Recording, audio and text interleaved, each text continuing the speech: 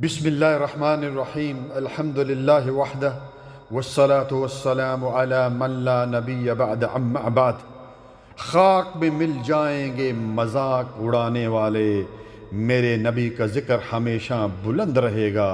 تم کیا ہمارے نبی کی گستاخی کرو گے جب کہ اس کائنات کے رب العالمین نے آج سے 1400 سال پہلے فرما دیا تھا کہ وَرَفَعْنَا لَكَ ذِكْرَكَ، کہ ہم نے آپ کا ذکر بلند کیا۔ سن لو اے دنیا کے لوگوں، محمد الرسول اللہ صلی اللہ علیہ وسلم ہمارے دلوں میں بستے ہیں۔ ہماری جانیں، ہمارا مال، ہماری اولادیں، ہمارے ماں باپ، اور صرف یہ نہیں بلکہ دنیا کی ہر چیز سے بڑھ کر ہم محمد الرسول اللہ صلی اللہ علیہ وآلہ وسلم سے محبت کرتے ہیں۔ اے گستاخو، تمہارے لیے تو ہمارا رب ہی کافی ہے، جس طرح کہ اللہ تعالیٰ نے سورۃ حجر آیت نمبر 95 میں فرمایا اِنَّا كَفَيْنَاكَ الْمُسْتَهْزِئِينَ، کہ کیا فرمایا کہ میں تمہاری طرف سے ان گستاخوں کے لیے کافی ہوں۔ تم ہماری ماں سیدہ عائشہ صدیقہ مطہرہ رضی اللہ تعالی عنہا کی شان میں گستاخی کرتے ہو۔ ہماری سگی مائیں آپ پر قربان ہو۔ وہ سیدہ عائشہ رضی اللہ تعالی عنہا کہ جب آپ صلی اللہ علیہ وسلم سے پوچھا گیا کہ ای الناس احب الیک، قال عائشہ، قیل من الرجال قال ابوہا، کہ آپ کو سب سے زیادہ دنیا میں کس سے محبت ہے؟ تو آپ صلی اللہ علیہ وآلہ وسلم نے فرمایا عائشہ سے، اور فرمایا پوچھا گیا کہ مردوں میں، فرمایا اس کے والد ابو بکر سے۔ اللہ اکبر!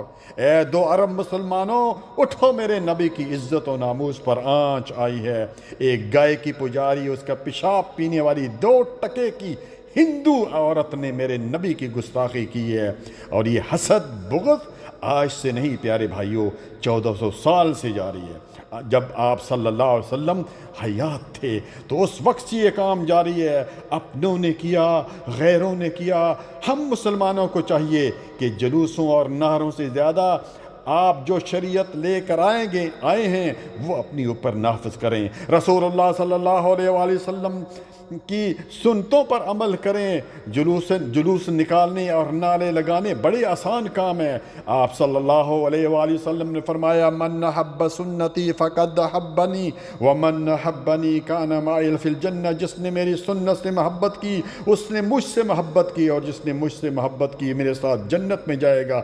سورۃ احزاب میں اللہ تعالیٰ کے ارشاد ہے آیت نمبر 57 کہ بے شک جو ایذا تکلیف دیتے ہیں اللہ اور اس کے رسول کو، ان پر اللہ کی لعنت ہے۔ دنیا اور آخرت میں ان کے لیے جو ہے وہ ذلت والا جو ہے عذاب ہے۔ آخری بات پیارے بھائیوں اور میری پیاری بہنوں، نبی کریم صلی اللہ علیہ وسلم سے محبت کا تقاضا یہ ہے کہ آپ کی سنت و احکام پر عمل کرنے کا آدمی جو ہے شیدائی ہو، اور اپنی پوری زندگی کو اسوہ رسول صلی اللہ علیہ وآلہ وسلم میں ڈھالنے کی کوشش کرتا رہے۔ اللہ تعالیٰ سے دعا ہے کہ اللہ تعالیٰ ہمیں نبی صلی اللہ علیہ وسلم کی صحیح معنوں میں اطاعت کرنے کی توفیق عطا فرمائے۔